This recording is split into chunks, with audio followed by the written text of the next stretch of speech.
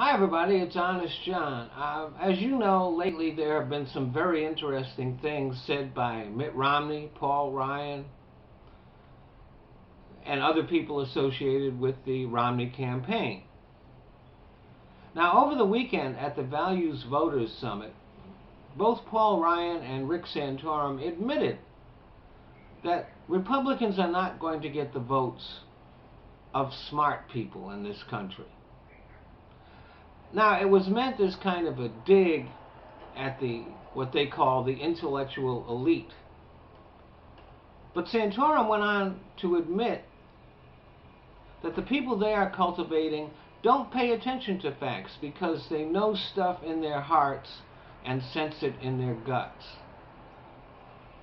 Now, George W. Bush was an example of those types of people.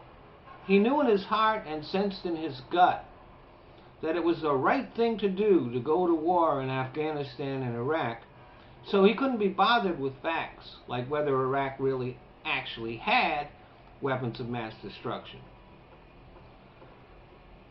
And they never bothered to learn anything about the countries they were invading. And since God wanted them to go to war there, they never bothered to come up with a plan as to how to win the war, or even how to fight the wars. If you look back, you can kind of tell that throughout their administration, the Bushies were winging it when it came to the wars that they started. See, this is a perfect example of what happens when you disregard facts and go with your gut. As a contrast, at the Democratic convention, Bill Clinton spent most of his speech laying out facts, using examples and arithmetic.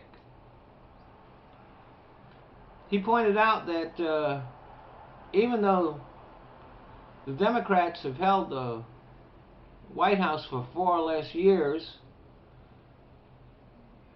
in the late 1900s and these early 2000s, that the amount of jobs that they've created has been double what the Republicans have created, or pretty close to it.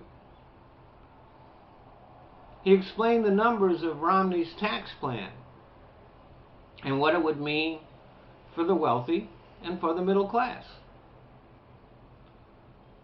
But voters who feel things in their gut will disregard those facts and vote for the Republicans because it feels right.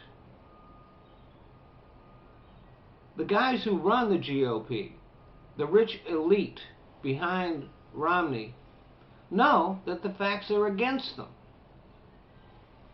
That's why they avoid being specific about anything they might do, because the stuff that they have already come out and said they would do, like more tax cuts for the rich and letting Wall Street run wild again, most Americans are against those things.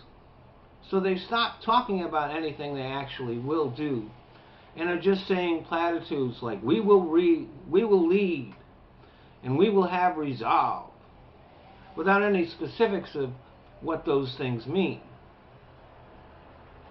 So what the Republicans are actually saying is, you have to be really fucking stupid to vote for us. Thanks for listening.